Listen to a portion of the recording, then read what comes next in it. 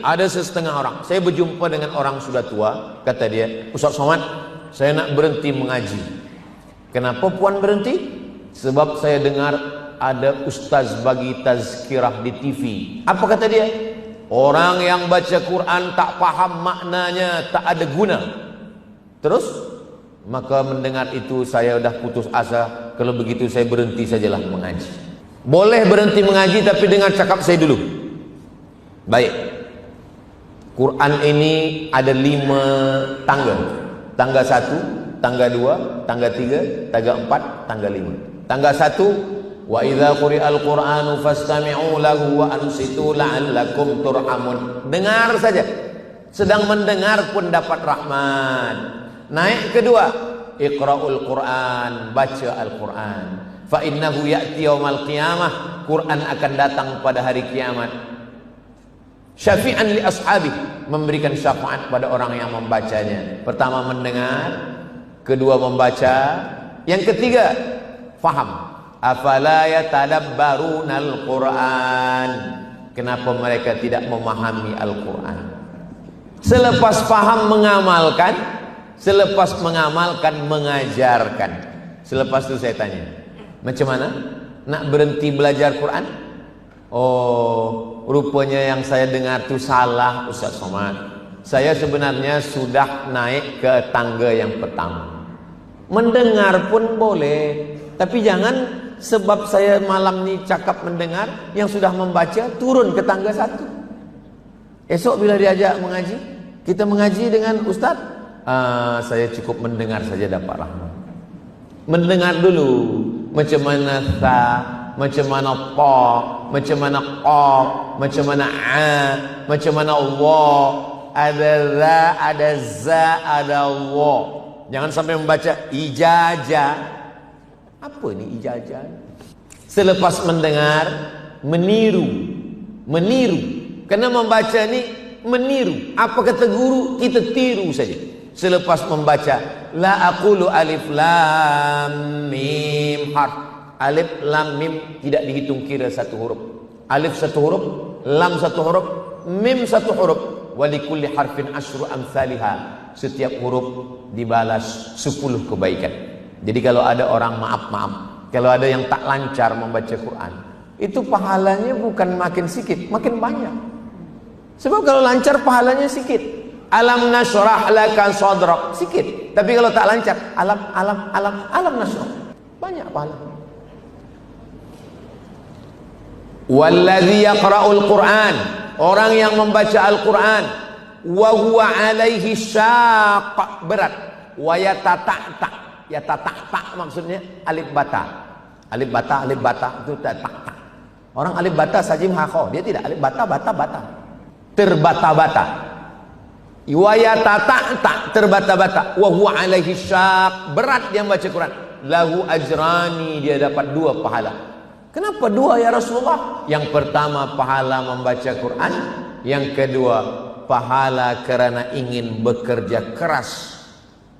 Al-jaza' ala qadril amal, balasan sesuai dengan kesusahan membaca Al-Quran. Jadi ketika kita membaca Al-Quran, maka nanti Al-Quran akan datang memberikan syafaat.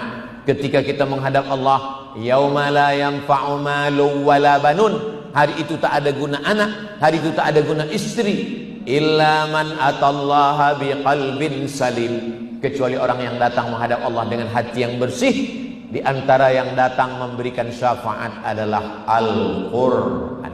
Al-Quran itu akan datang nanti memberikan syafaat. Mudah-mudahan kita semua termasuk yang mendapatkan syafaat Al-Quran, insyaallah. Ada syafaat Nabi Muhammad, ada syafaat malaikat, ada syafaat Allah, ada syafaat penghafal Quran, ada syafaat orang beriman, ada syafaat Al-Quran. Hadis tentang syafaat panjang dalam Sahih Bukhari, Sahih Muslim. Maka Allah pun memberikan syafaat dan Al-Quran memberikan syafaat. Makanya di antara doa khatam Quran, Allahumma arhamna bil Quran waj'alhu lana imamaw wa nuraw wa hudaw wa rahmah. Allahumma dzakkirna minhu ma nasina wa 'allimna minhu ma jahilna warzuqna tilawatahu ana al-laili wa atrafan nahar waj'alhu lana hujjatan. Makna jadikan dia sebagai hujjah, Al-Quran yang akan membela kita, menjadi hujjah, menolong kita menjawab. Ketika segala pertanyaan, Al-Quran yang akan hujjatan lana. Makanya di antara doa, Allahumma ja'alil Qur'ana hujjatan lana wala alaina. Al-Quran menjadi penolong ketika kita tidak boleh menjawab soalan-soalan daripada malaikat, daripada Allah Subhanahu wa ta'ala.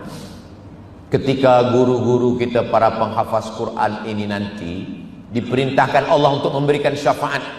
Wahai tuan-tuan guru yang hafaz Quran, kepada siapakah kamu ingin memberikan syafaat? Tentu yang pertama mereka berikan kepada ayah mereka, kepada ibu mereka, kepada istri mereka, kepada anak mereka, kepada murid-murid mereka. Maka semua murid-murid ini nanti semua akan mendapatkan syafaat insyaallah. Tapi tentu murid yang paling tua yang lebih dulu dapat. Maksudnya saya lah yang dapat. Itu sebenarnya cara saya supaya saya dapat doa dari tuan-puan semua. Kita ini masuk surga kerana rahmat kasih sayang daripada Allah Subhanahu wa taala. La yudkhilal jannata ahadakum amalu. Kamu masuk surga bukan karena amal. Wala anta ya Rasulullah wala ana. Aku pun tak masuk surga karena amalku, kata Rasulullah. Illa ayyataghammadani Allahu bi rahmatih. Masuk surga karena rahmat Allah. Lalu apa hubungannya dengan Al-Quran? Al-Quran itulah yang menyebabkan turunnya rahmat Allah. Mana buktinya? Allahumma arhamna bil Quran. Turunkan rahmat engkau kepada kami melalui Al-Quran. Makanya dinding yang ditulis ayat Quran mendapatkan rahmat. Air yang dibacakan Al-Quran mendapatkan rahmat. Air yang dibacakan Al-Quran selepas itu ditengok dengan mikroskop, rupanya muncul molekul cahaya yang cantik macam bunga. Coba tulis di google.com, tulis di situ The Miracle of Water.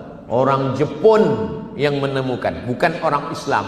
Rupanya ketika Al-Quran dibacakan ke air, maka air itu mengeluarkan molekul cahaya, airnya menjadi sehat. Dan badan kita ini isinya air. Badan kita ini isinya air. Kalau badan kita ini isinya minyak, kolesterol. Badan kita ini isinya air. Otak kita ini, isi kepala kita ini air. Ada 2 liter air di dalam. Itu maka berat. Saya ringan Pak Ustadz, berarti tak ada air lagi. Itulah kenapa kalau kita bacakan Al-Quran, maka air yang ada di dalam badan kita ini pun, kami buat seminar. Salah seorang, saya sebagai pembicara, salah satu pembicara dari Jepun. Pembicara yang dari Jepun ini pergi ke rumah seorang ulama. Di muka rumah ulama ini ada pokok mangga. Pokok mangga ini 2, satu sebelah kanan, satu sebelah kiri. Yang sebelah kanan ini mangganya lebat dan manis-manis. Yang sebelah kiri mangganya sikit, masam pula. Kemudian orang Jepun ini bertanya, tanahnya sama-sama di halaman rumah Tuan Guru, kenapa yang ini lain? Kata Tuan Guru, kalau saya lalu di pokok mangga ini, saya selalu bacakan Al-Quran. Kalau dilalu di pokok yang ini, mulut saya diam. Rupanya di batang pokok mangga ini ada air. Air dari dalam tanah naik ke atas. Dibacakan ayat Al-Quran, pokok mangganya lebat dan manis. Yang terpikir untuk bertanya itu orang Jepun. Kita terpikir asal nampak makan buah mangga ini. Manis tak manis, habiskan. Mereka selalu berpikir, kenapa ini manis? Kenapa tak manis?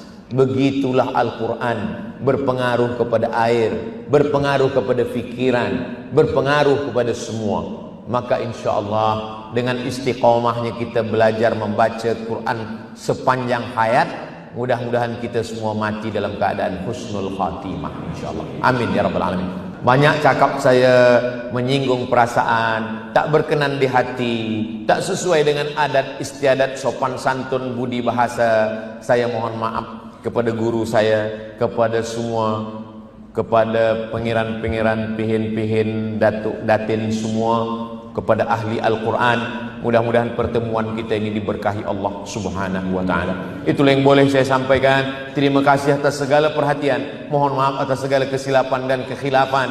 Sebagai tradisi Melayu, saya tutup dengan sebuah pantun penutup. Menangkap puyuh di Bukit Selasih. Thank you dan terima kasih. Wassalamualaikum warahmatullahi wabarakatuh.